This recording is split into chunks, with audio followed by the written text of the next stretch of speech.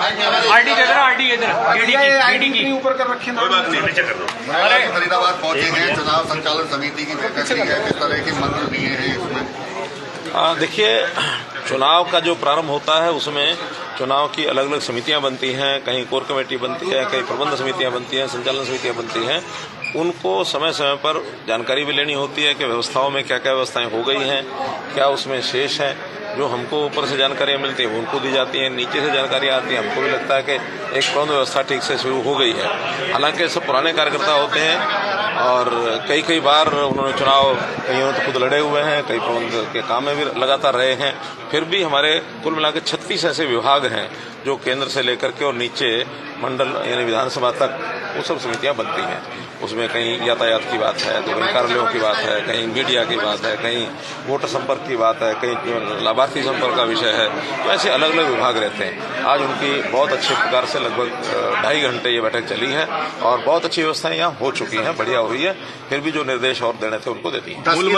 10 की 10 सीटों पर तो जीतने का आप दावा पहले से भी करते आ रहे हैं, क्या आप मार्जिन का भी मंत्र दिया है जीत के मंत्र के बाद में कि मार्जिन और बढ़ जाए पिछली बार से? देखिए, जीत होती है और जीत होती है तो मार्जिन तो ये है कि उसमें पहले जितना मार्जिन है हमेशा ही ये रहता है कि हम हर एक बूथ पर जो पहले हमारा मार्जिन है उससे आगे बढ़ा करके देखें। और बूथ लेवल पर काम करते हुए हम ये भी कहते हैं कि कुछ बूथ हो सकता है ऐसे जो पिछली बार हमारे किन्हीं कारण से कमजोर रहे होंगे, तो बूथ जीतना ये एक व्यवस्था का हमारा हिस्सा होता है। बूथ जीता तो समझो चुनाव जीता। हर एक बूथ का जो लेवल है हम ऊपर की तरफ बढ़ाते चले जाएं, ये सबको कांग्रेस की दावेदारी है कि 10 की 10 सीटों पे वो भी जीतेंगे। हालांकि और कोई तीसरी चौथी पार्टी आए वो भी 10 की 10 जीते। कुल मिला के 10 सीटें हैं, ये 40 होने वाली नहीं है। इसलिए 10 भारतीय जनता पार्टी के पहले थी, 10 की 10 दोबारा से आएंगी। दावा कोई कितना ही। सीएम साहब, कांग्रेस ने अपने ट्विटर हैंडल पर लिखा है कि अनिल विज ऐसे रूठे कि अब उन्हें भाजपा ने मनाना भी छोड़ दिया है, तो इस संगठन में ठीक नहीं है। देखिए, अनिल विज हमारे अपने आदमी हैं, उनकी चिंता वो छोड़ दें, वो अपने घर की चिंता करें, ज्यादा अच्छा है। अनिल विज हमारे अपने लोकसभा में भी काम करेंगे, दूसरी लोकसभा में जहां उनको बुलाएंगे वहां भी काम करेंगे और आज भी वो एक्टिवली जितना काम करना वो सब कर रहे हैं। करनाल फरीदाबाद देश में दूसरे और तीसरे नंबर की बड़ी मार्जिन से जीत हुई थी पिछली बार, क्या उसको भी आगे पार करने की किस तरह से तैयारी है? देखिए, देश के हमारे प्रधानमंत्री नरेंद्र मोदी जी हैं, ठीक है ना, उनकी स्टेट का कोई सांसद या खुद अपना हमारे से ऊपर नंबर रखते हैं तो हमें इसमें प्रसन्नता है। और हम जिस स्थान पर आए हुए हैं इससे ऊपर जाने का तो कोई कारण लगता भी नहीं है। इसलिए ये चीजें बेमानी है कि दूसरे से आप आगे कैसे बढ़ेंगे, तीसरे से आगे कैसे बढ़ेंगे। देश में हमको 400 सीटें जीतनी है और 400 सीटों का जो जीतने का एक टारगेट जो रखा है उसमें भाजपा अपने आप में 370 पार करे और एनडीए 400 पार करे। इस टारगेट को पूरा करेंगे। 10 लोकसभा, 1 विधानसभा, 11 के 11 कराएंगे। आज हाईकोर्ट का फैसला आ गया, खारिज कर दिया, याचिका खारिज कर दी है जी, क्योंकि उसका एक स्पष्ट सा कारण था।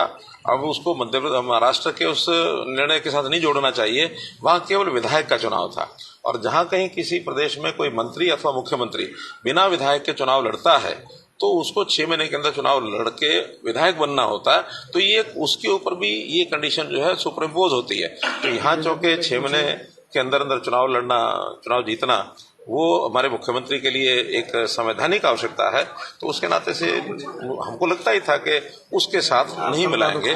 तो इसका अच्छा है, हमारी अपने चुनाव की तैयारी चल रही है। और संगठन का तो बड़ा लंबा अनुभव है ही, अब सरकार का भी अनुभव आपको पूरा 9.5 साल का रहा है। कैसे देख रहे हैं सरकार के अनुभव को और संगठन के को अलग अलग देखें? देखिए, हमारे यहाँ भारतीय जनता पार्टी का कोई भी कार्यकर्ता होता है, हर जो उसका अनुभव होता है वो सब जगह काम आता है। हमें चाहे संगठन का काम मिले, चाहे सरकार का काम मिले, चाहे सेवा का काम मिले, चाहे जनता के लिए कुछ भी करने का जो काम हमारे दायित्व लगता है उसको पूरा करते हैं। सीएम साहब, क्या वजह है कि बीजेपी अपने प्रोडक्ट की बजाय कांग्रेस के स्क्रैप पर ज्यादा भरोसा कर रही है? 6 कैंडिडेट आप में। देखिए, ऐसा नहीं है। विषय ये है कि समाज में जो अच्छे लोग होते हैं उनका चयन लगातार हम करते हैं, सिलेक्ट करते हैं। कांग्रेस में कोई अच्छे लोग नहीं रहे होंगे ऐसा नहीं है। डॉक्टर श्यामा प्रसाद मुखर्जी भी जनसंघ बनाने से पहले किसी दूसरी पार्टी में ही थे। इसलिए ये विषय ऐसा नहीं है। कांग्रेस के अंदर भी अच्छे लोग रहे हैं। आखिर कांग्रेस के लोगों को हमारे प्रधानमंत्री जी ने उनको मान्यता दी। नरसिम्हा राव जी को भी आखिर तो हमने, हमारी केंद्र की सरकार ने पद्मश्री भारत रत्न दिया है।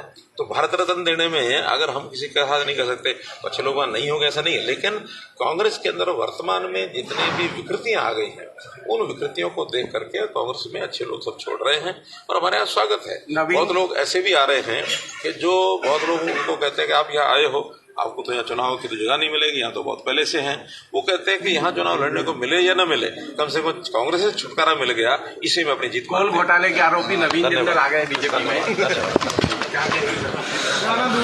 जैसा कि आप देख रहे थे कि 15A फरीदाबाद में पूर्व CM करनाल के लोकसभा प्रत्याशी मीटिंग लेने पहुंचे हैं और कार्यकर्ताओं को जो संदेश दिया उसमें साफ संदेश दिया है। अभी आप देख सकते हैं कार्यकर्ताओं की मीटिंग के बाद उन्होंने साफ कहा कि 10 की 10, 11 की 11 सीटें हम जीतेंगे। और फरीदाबाद वाले शहरों की खबरों के लिए आप देखते रहिए सिटी टाइम का। धन्यवाद।